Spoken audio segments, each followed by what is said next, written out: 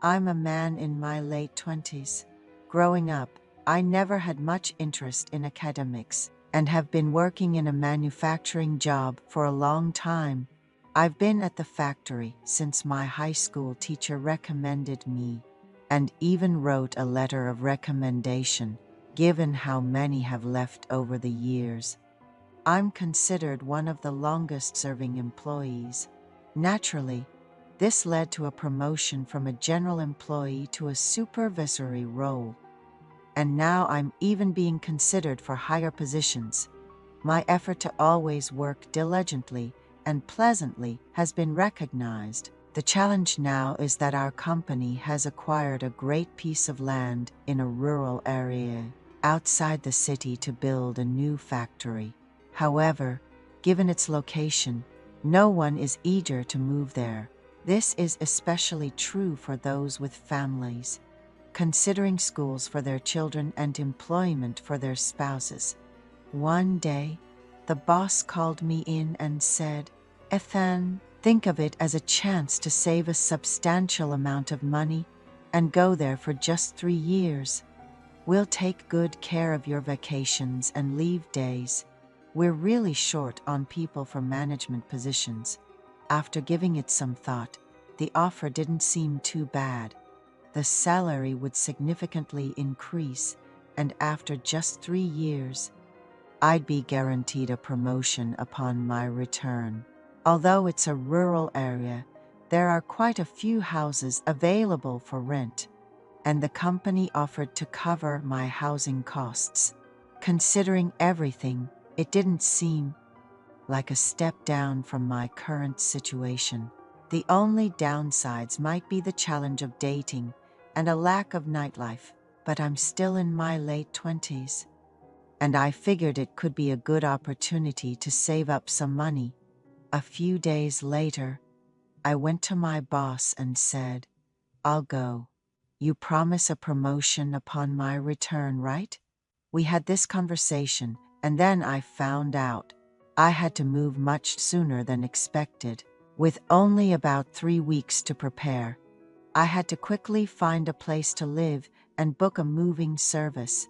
Since I couldn't visit the place myself, I relied on recommendations from coworkers who were also moving to find a place in a similar neighborhood. I ended up in an old row house, which was quite spacious at around 70 square meters and had recently been renovated, so the condition wasn't bad. However, it was located in a more secluded part of the neighborhood, with fields right outside the window. I could see tractors passing by, and at night, all you could hear were the sounds of crickets. It was a 10-minute walk to the nearest grocery store. Still, there was a shuttle bus for commuting, and I didn't mind the walk, so it seemed like it would be manageable. The first month was incredibly busy, with adapting to the new environment and training many new employees. After about a month, I finally took a 3-day break and spent my time lazily at home.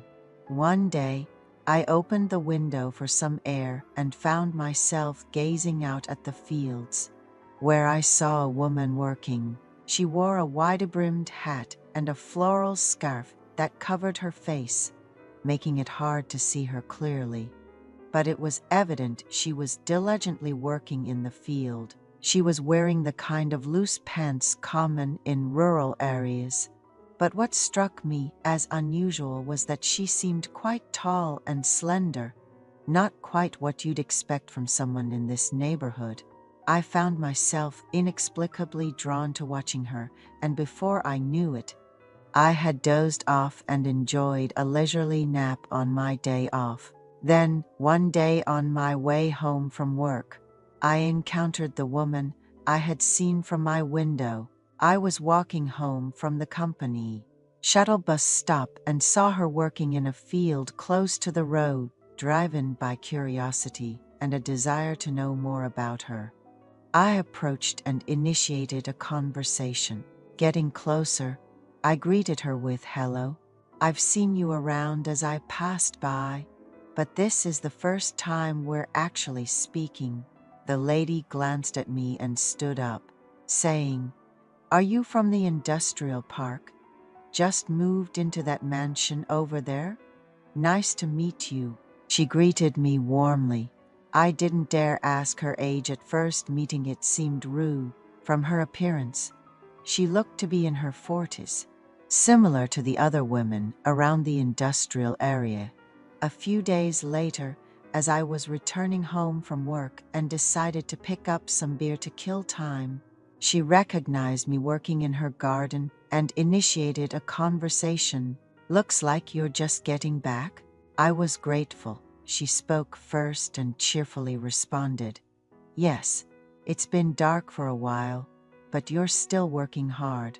She then mentioned, "Just telling myself a little more, and now it's this late. Is that beer? I'm so thirsty, suddenly craving a beer."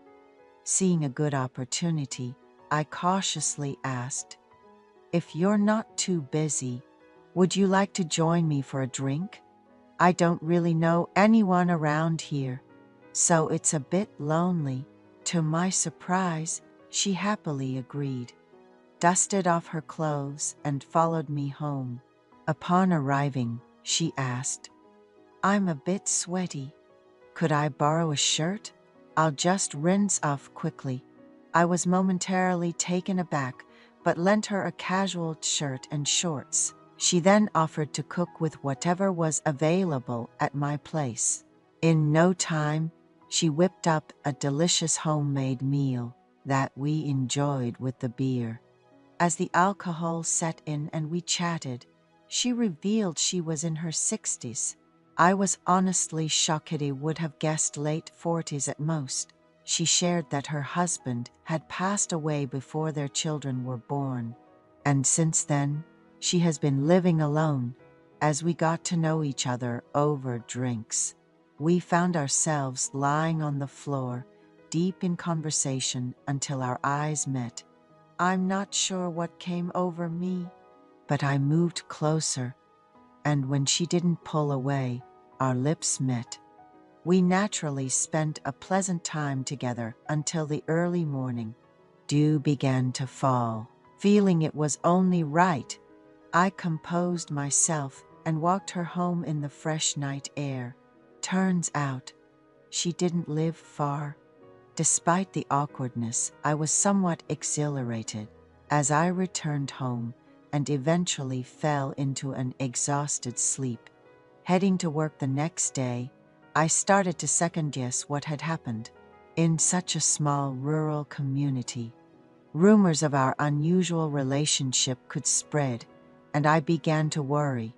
Returning home after work with mixed feelings, I found her, dressed casually this time, waiting at my doorstep. She said, "I noticed you didn't have much for sides, so I made some. Please, take care." She was about to leave right after dropping them off. I couldn't just let her go, so I awkwardly invited her. "Since you've made the effort to bring the sides, why not stay for dinner?" During dinner, I learned she was the same age as my grandmother. My grandmother had my father at a very young age, so the age gap wasn't that big. The realization that I had been intimate with someone my grandmother's age added to my confusion. However, she seemed indifferent or unaware of my turmoil, casually suggesting, "Just call me sister. It feels strange to be called aunt or grandma since I don't have kids," trailing off at the end. So from then on, I comfortably refer to her as sister, and she started bringing over dishes regularly since that memorable first night. Feeling the need to reciprocate, I often tried to create the right atmosphere. Around that ambiguous time, she started calling me honey in a way that felt more like how older women might address each other rather than a pet name.